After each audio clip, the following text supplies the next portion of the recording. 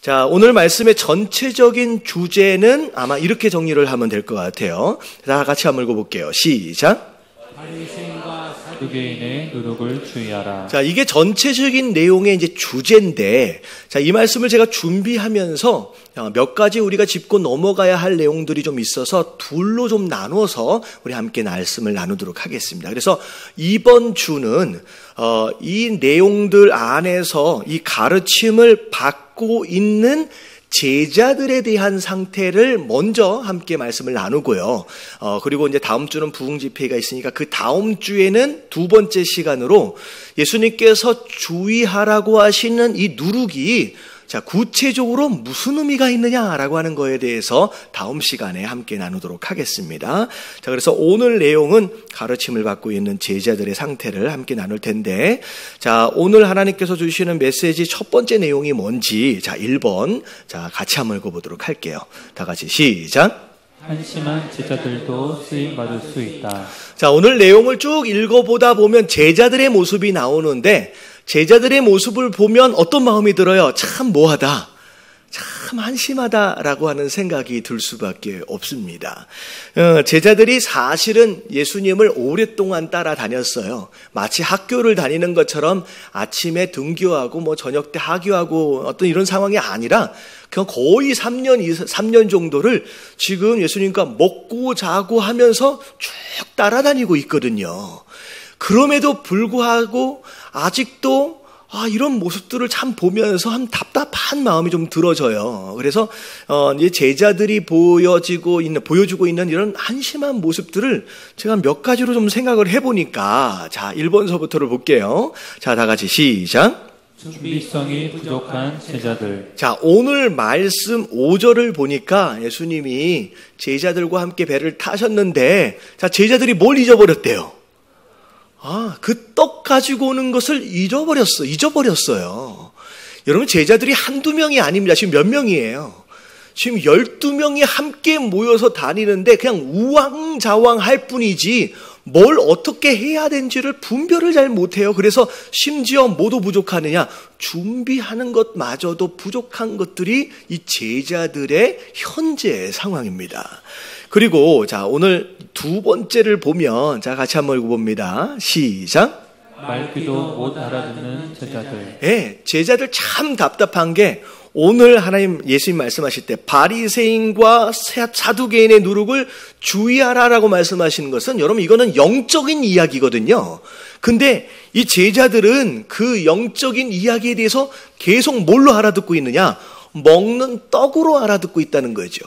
그럼 지금 3년을 따라다녔는데 아직도 이렇게 말귀도 못 알아듣고 있는 이 제자들의 상황들 우리가 또 볼 수 있고요. 자, 세 번째 같이 한번 읽어봅니다. 시작. 실수투성이 제자들. 네, 예수님의 제자들은 가는 곳마다 실수를 해요. 우리가 이제 마태복음을 쭉 살펴보고 있는데 전의 이야기들도 한번 보세요. 안식일 날 이삭을 비벼 먹으면 돼요, 안 돼요? 원래 안 되는 걸로 유대인들은 정해놨어요. 모르고 있는 게 아니거든요. 근데 그걸 또 안식일날 비벼 먹다가 바리새인들에게 들켜가지고 스승되어진 예수님을 참 곤란하게 만드는 게 이 제자들의 모습이에요.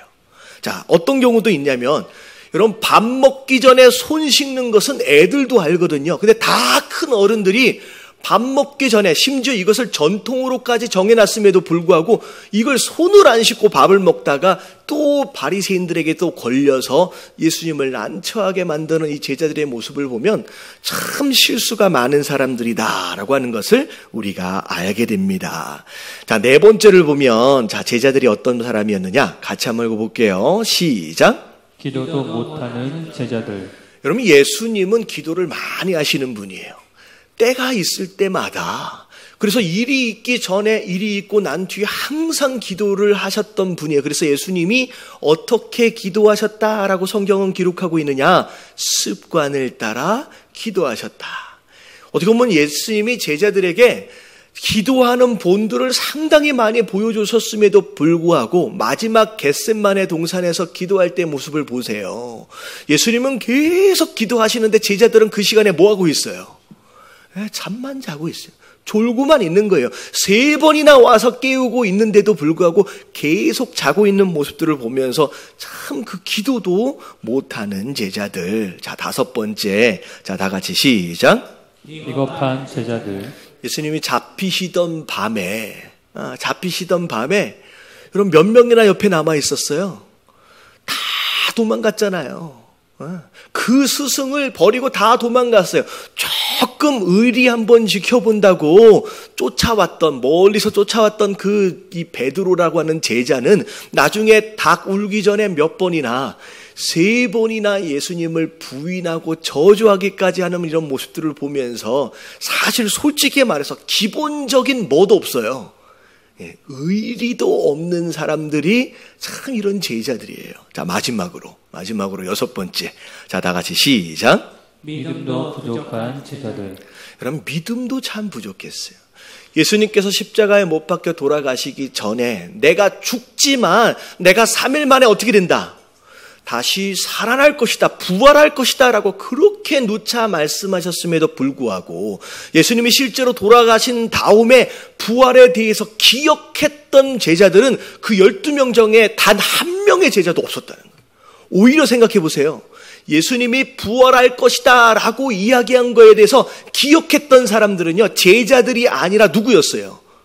오히려 바리새인들과 대제사장들이 그런 얘기를 했대요. 그래서 뭐 했어요? 그들이 군사들을 데려다가 무덤 앞을 지키고 있다는 거예요. 오히려 심지어 부활했다라고 하는 소식을 전함에도 불구하고 끝까지 잘 믿지 않았던 것이 제자들의 모습이에요. 제가 곰곰이 생각해 보니까 우리의 모습하고 별로 다를 게 있어요, 없어요? 다를 게 없어요. 제가 이제 한심하다 그러니까 우리보다 더 못한 것 같이 보이지만 여러분들 스스로 인정해 주시길 주님의 이름으로 축원합니다. 이게 우리의 모습이잖아요. 그러면서 이 제자들의 모습을 보면서 참 마음 가운데 위안이 되면서 참 감사한 게 뭐냐면 이런 제자들도 나중에 쓰임을 받거든요, 사도로. 그러면 우리도 어떻게 될 수 있다? 쓰임 받을 수 있다라고 하는 희망이 생기는 거예요. 자, 근데 중요한 게 두 번째인데, 자, 다 같이 한번 읽어볼게요. 자, 다 같이 시작. 누구나 쓰임 받을 수 있지만 아무나는 아니다. 네. 이 12명의 제자들을 보면 참 한심하고 답답해요. 그래서 이런 사람도 쓰임 받을 수 있구나. 누구나 쓰임 받을 수 있구나 라고 생각할 수 있지만 여러분 12명이 다 쓰임받은 게 아니었어요. 그 중에 한 명은 낙오가 되어집니다. 여러분 누구였어요? 여러분 가룟 유다. 여러분 누구나 다 쓰임받을 수 있어요. 근데 아무나 다 쓰임받을 수 있는 건 아니라는 거예요. 과연 어떤 사람을 하나님께서 쓰시겠느냐라고 하는 거에 대해서 제가 오늘 3가지로 말씀을 드릴 텐데, 자, 이게 어찌 보면 끝까지 쓰임받았던 이 11제자와 중간에 낙오하게 할 수밖에 없었던 가룟 유다의 차이다라고 생각할 수 있을 것 같아요.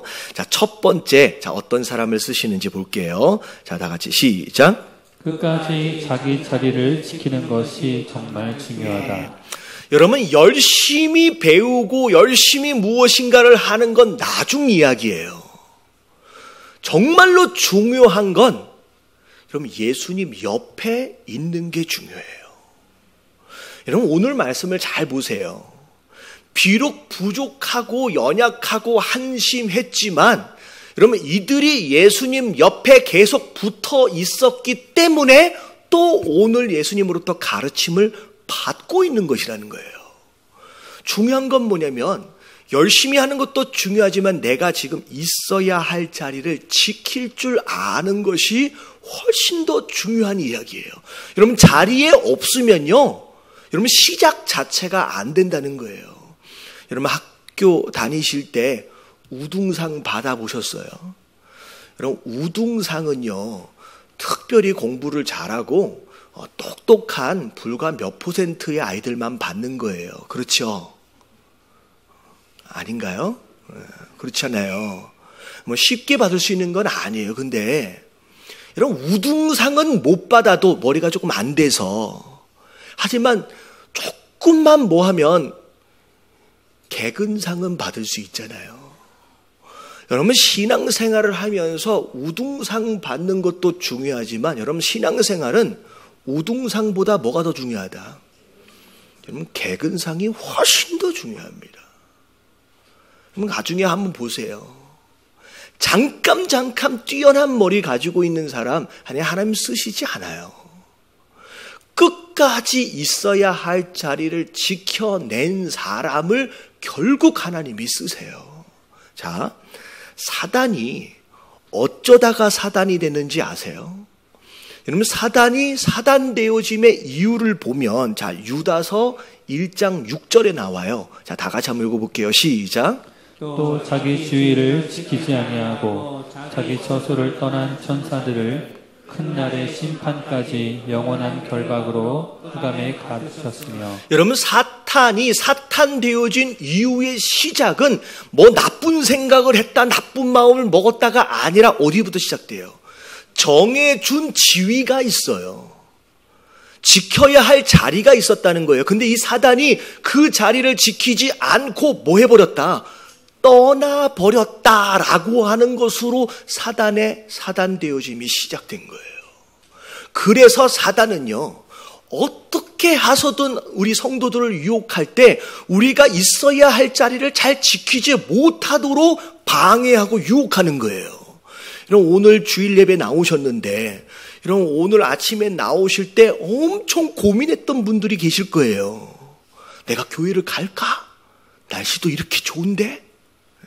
그리고 교회를 꼭 나갈 때마다 꼭 부부끼리 또 싸움이 일어나. 애들끼리 또 부딪혀가지고 꼭 심란한 그런 일들이 일어나요. 그래서 사단이 이런 거예요. 우리 성도가 반드시 지켜야 할 자리는 예배의 자리인데 이 예배의 자리를 꼭 지키지 못하도록 그렇게 방해를 놓는 거예요. 왜냐하면 그가 자기 자리를 지키지 않음으로 사단이 되었기 때문에 그를 닮은 사람을 만들기 위해서 그렇게 이 자리를 지키지 못하도록 하는 거예요. 옆에 계신 분들에게 인사 한번 해주세요. 오늘도 승리하셨습니다. 네. 여러분, 이게 사단의 전략이에요. 평소에 아무 일도 일어나지 않다가 왜 예배 전에 왜 이런 일이 일어나는지를 보라는 거예요. 왜 예배 전에 이렇게 싸우는 일들을 만드는지 보라는, 여러분, 이게 영적인 거예요. 이 사단의 유혹이라는 거예요. 그래서 여러분, 그 어떤 것보다 자리를 지키는 게 중요해. 그래서 출애굽한 이스라엘 백성들을 향하여서 하나님께서 가장 먼저 하셨던 훈련이 무엇인지 보세요. 자, 민수기 2장 17절. 자, 다 같이 시작. 그 다음에 회막이 레위인의 진영과 함께 모든 진영이 중앙에 있어 행진하되 그들의 진친 순서대로 각 사람은 자기 위치에서 자기들의 길을 따라 앞으로 행진할지니라. 네, 성막을 중심에 두고 성막을 앞에 두고 자기 위치에서 자기들의 길을 따라 앞으로 행진하는 것, 다시 말하면 자기 자리를 지키는 것서부터의 훈련이 가장 먼저 되어지는 훈련이네요. 그래서 여러분, 남자분들이 군대를 가보면, 여러분, 군대 가서 적들하고 싸우면 총을 잘 쏘는 게 굉장히 중요할 것 같지만, 여러분, 군대 들어가는 신병들이 가장 먼저 하는 훈련이 총 쏘는 훈련, 사격 훈련이 아니에요. 무슨 훈련부터 시작해요? 제식 훈련부터 시작해요. 여러분, 총 쏘는 게 중요할 것 같지만, 군인이 배워야 할 가장 중요한 첫 번째 훈련은 내가 어디 있어야 하느냐라고 하는 것을 아는 것, 그 자리를 지키는 것이 가장 중요한 거라는 거예요. 그 자리를 지키는 게 너무 중요합니다. 여러분, 쓰임 받으려면 제일 중요한 게 뭐냐면 뭐가 어떻게 되었던 예수님 옆에 있어주는 게 가장 중요해요. 여러분, 그러면 하나님께서 역사하시는 줄로 믿습니다. 자, 두 번째 쓰임받는 제자가 되려면, 자, 2번 같이 한번 읽어볼게요. 시작. 최적과 책망을 들을 줄 아는 것이 너무 중요하다. 네, 오늘 말씀을 보면 오늘 처음으로 제자들이 예수님한테 혼나요. 자, 8절 같이 한번 읽어볼게요. 시작. 예수께서 아시고 이르시되 믿음이 작은 자들아 어찌 떡이 없으므로 서로 논의하느냐. 여러분, 예수님이 이 사건 이전에는 단 한 번도 제자들에게 싫은 소리를 한 적이 없어요. 수많은 실수들이 있었음에도 불구하고 제자들에게 직접 뭐라고 말씀하시지 않아요. 근데 오늘 처음으로 책망하신 거예요. 자, 보세요. 어찌 내가 말한 것이 떡에 관한 것이 아닌 줄 깨닫지 못하느냐라고 처음으로 혼나는 거예요. 나중에 보면요, 전에 우리가 보면 오병이어 기적을 보면 수많은 무리들이 있었잖아요. 여러분, 무리들은 예수님이 친절하게 이제 집에 가주세요 라고 얘기하는데 제자들은 어떻게 하셨대요? 재촉하셨어요. 그럼 예수님께서 내 삶을 향하여서 무엇인가에 대하여 재촉하시는 것이 있고 무엇인가에 대하여 책망하시는 것이 있다라고 한다면, 이제 내가 뭐가 되어져 가고 있다? 제자가 되어져 가고 있다라고 생각하시며 감사하시길 주님의 이름으로 축원합니다. 여러분, 재촉함이 없이 책망함이 없다라고 하는 것은 아직 우리가 누구라는 거예요? 여러분, 무리라는 거예요. 여러분, 무리는요, 많이 모여도 그냥 거품이에요. 좀 교회를 나와서 1년, 2년 정도를 지나면 이제는 젖을 떼야 돼요. 부드러운 음식을 떼야 돼요. 언제까지 위로받고 언제까지 격려받고 칭찬하는 것으로 만족하겠느냐. 이제는 단단한 음식을 먹고 여러분 어른이 되어지고 제자가 되어져야 하는 줄로 믿습니다. 그래서 히브리서 5장 13절부터 14절까지 같이 한번 읽어볼게요. 시작. 이는 어떤 자마다 어린아이니 의의 말씀을 경험하지 못한 자요 단단한 음식은 장성한 자의 것이니 그들은 지각을 사용함으로 연단을 받아 선악을 분별하는 자들입니다. 네, 칭찬받는 것과 격려받는 것만 좋아한다라고 한다면 아직도 나는 어떤 아이다? 어린아이에 머물러 있는 거예요. 예수님 뭐라고 말씀하시나? 연단이 필요하대요. 단단한 음식도 좀 먹을 줄 알고 때로는 싫지만 힘든 소리도 들 줄 알아야 된다라고 하는 거예요. 여러분, 이 재촉하심이 있고 책망하심이 있을 거예요. 여러분, 이런 얘기가 들려질 때 여러분들 포기하지 마시고 끝까지 견뎌보시길 주님의 이름으로 축원합니다. 자, 마지막 쓰임받는 제자들. 자, 마지막 3번입니다. 시작. 순종만큼 중요한 것은 없다. 여러분, 뭐니 해도 중요한 게 뭘 것 같아요? 여러분, 순종이에요. 여러분, 복음서의 이 제자들을 보면 참 부족한 게 많아요. 그럼에도 불구하고 순종했기 때문에 제자가 됐어요. 예수님의 제자가 되고 싶어 했던 사람들이 많았습니다. 근데 그들이 다 제자가 되었던 건 아니에요. 왜냐하면 순종을 요구하실 때 그들이 여러 가지 이유와 변명들로 순종을 미뤘어요. 어떤 사람은 내가 제자 되고 싶습니다 라고 했더니 따라와라 라고 했더니 뭐라 그래요? 우리 아버지 장사 지내고 와야 합니다. 따라오라 했더니 우리 식구들에게 안부 인사 좀 해야 됩니다. 결국은 순종을 미룬 것으로 말미암아 제자 되어지지 못했어요. 그럼 제자는 하나님 앞에 쓰임받는다라고 하는 것에 있어서 가장 중요한 것은 순종을 잘하는 거예요. 그래서 사무엘상 15장 22절 말씀을 보면 자, 다 같이 한번 읽어봅니다. 시작. 사무엘이 이르되 여호와께서 번제와 다른 제사를 그의 목소리를 청종하는 것을 좋아하신 같이 좋아하시겠느냐. 순종이 제사보다 낫고 듣는 것이 수장의 기름보다 나으니. 네, 하나님이 기대하시는 우리의 예배의 열매가 뭐냐? 제사를 많이 드리고 예배를 많이 드리는 것 물론 하나님이 기뻐하시지만 그 예배에 합당한 열매는 청종이래요. 예수님이 하나님 뭘 원하시는지를 잘 들어보라는 거예요. 그리고 내가 어떻게 순종해야 할지에 대한 열매를 삶을 통하여 맺으라는 거예요. 그래서 오히려 순종이 뭐보다 중요하다. 예배를 드리는 제사보다 중요하다라고까지 얘기하는 거예요. 결국은 예배의 목적, 예배를 왜 드리느냐라고 한다면 뭐 하기 위한 것이다? 순종하기 위한 거예요.